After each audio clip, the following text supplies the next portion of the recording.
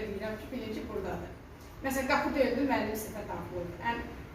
Yəni, çox nümunələr bundadır. Arıcıldır. Aysa, qonaqlar getdi, ana süfrəni yığışdırdı. Uşaqlar deyir ki, getməsə yığışdırması. Niyə? Nə dəxli var ki? Getdi, ardıcıl olaraq da süfrəni yığışdırdı. Bu səbəb nəticə deyil.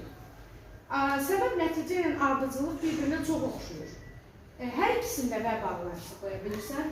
Hər ikisində mütləq birinci, sonra ikinci olur. Amma burada nə var? Burada şuurluluq var ardıcıllıqda. Şuurluq nədir? Vaxt fasiləsi orada azdır və vaxt fasiləsi duyulur. Amma səbəb nəticə arasındakı vaxt fasiləsini sən çox, belə deyil, tam dəqiqləşdirə bilmirsən. Niyə? Çünki burada vaxt fasiləsi önəmli deyil. Burada önəmlidir, burada yox. Burada əsas önəmli odur ki, birinci cümlə ikincinin səbəbi olsun. Məsələ bundan ibarətdir. Deməli, şuurluluq odur. Yəni, şuurluq odur ki, belə deyil, müəyyən qayda üzrə qurulur. Burada qayda deyil, əsas səbəbi olsun. Əslində, ikinci cümlə olan nəticənin başqa səbəbləri də ola bilər. Amma fakt bunun səbəbidirmi? Biz ona baxırıq. Baxın, stolun qıçı yıxılsındır, uşaq yıxıldı. Səbəbdir, düzdür. Radio qəbul edicinin radio qəbul edici mexanizmi işləmədi və o dayandı. Oxuduğu kitablardan çox təsirləndi və ürəyi bərk-bərk döyülməyə başladı. Deməli, burada birincilər ikincinin səbəbidir. Və yaxud da bu cümlə uşaqları çaşdırır, o əl elədi, maşın dayandı. Əl eləmək burada səbəbdir, bu ardıcılıq deyil. Çünki mən belə eləyəndə avtobus ya maşın dayanır da, əl işarəsində dayanır. Demək, bu səbəbdir. Amma qonaqlar getdi, ana stolu yığışdırdı, bu səbəb nəticə deyil. Və işıqlar söndü, kino başladı, səbəb nəticə deyil. Bunlar ardıcılıqdır. Və yaxud deyil, külək sürətlə deməli, pəncərəni çırpdı və pəncərə sınıb yerə töküldü. Bu səbəb nəticədir. Çünki külək çıxmasa, o sınıb yerə tökülməzdir. Deməli, səbəb nəticəli ardıcılığın fərqini görürdük. Qarşılaşdırmada mütləqdir ki, bunlar bir-birinə qarşı qoyulur. Bunlar amma ancaq lakin, yəni qarşılaşdırma bağlayıcılarının olmasa belə rahat şəkildə daxil edə bilirsən. Bu digər cümlələrdən ondan fərqlənir ki, bunların hamısına feili xəbərli olur. Bunda isə ismi xəbər də ola bilir. Və burada çox vaxt biri təsdiq, biri inkar olur. Məsələn, deyir, sən atan ağıllı kişidir, sən ona oxşamamısan. Və kişidir ismi xəbərdir, oxşamamısan feili xəbərdir. Və yaxud da, sən oxuyursan, amma mən oxumuram. Mən oxuyuram, amma sən oxumursan. Belə də ola bilər. Mən oxuyuram, sən oxumursan. Bu şəkildə verir, amma ammanı sən orada daxil edə bilərsən. Bölüşdürmədə isə bölüşdürmə bağlayıcıları olur.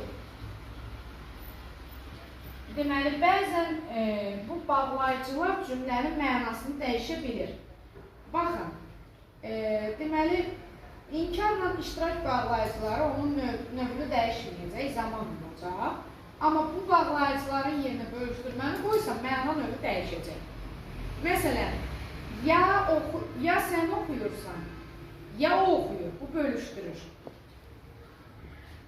Amma nə o oxuyur, nə sən oxuyursan, bu amma zaman olacaq. Görürsünüz, bağlayıcılar məna növünü dəyişir.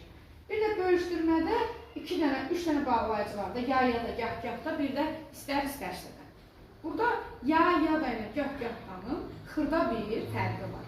Ya da iki işdən birinin mümkünlüyünü göstərir. Ya sən gəl, ya mən seçməlisən.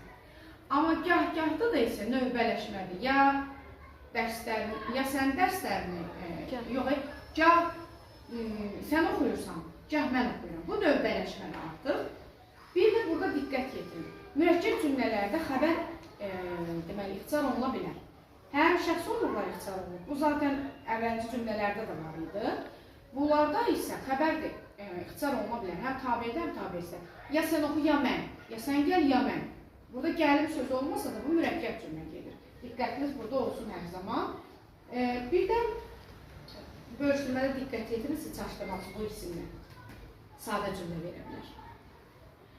Sonra aydınlaşdırma. Aydınlaşdırma bunlardan tam fərqlidir. Onun xüsusi bir quruluşu var. Birinci cümlə verilir.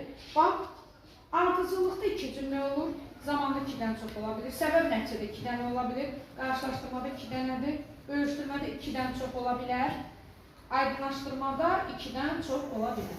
Aydınlaşdırmada birinci cümlə verir, 2 nöqtə ya da nöqtəli vergül verir. Birinci cümlə hər hansı bir məlumatı verirsə, sonra gələn cümlə və ya cümlələr onu aydınlaşdırır, konkretləşdirir. Məsələn, həyətdə hərə öz işi ilə məşğul edir. Kimi stolu düzəldir, kimi samavar qaynadır, kimi həyəti süpürür, kimi qonaqları qarşılayır. Görün nə qədər artırma. Bundan sonra onun da artıra bilərdir. Burada da kimi əvəzliyindən də istifadə eləmək cümlənin qurulmasına böyük bir kömək edir. O strukturunu, belə deyək, yaxşı bir formaya sala bilir. Başa düşdünüz? Elə ki, struktur onun gücüdür, düzgün quruluşudur, strukturuna kömək edir. Kimi bağlayıcının yeri elə bil orada. Eyni zamanda hamı kimi əvəzliyi üzr istəyirəm və hamı əvəzlikləri burada yerini tuta bilir. Bu oldu bizim mürəkkəb cümlələrimiz, tabes mürəkkəb cümlə. Sən də onu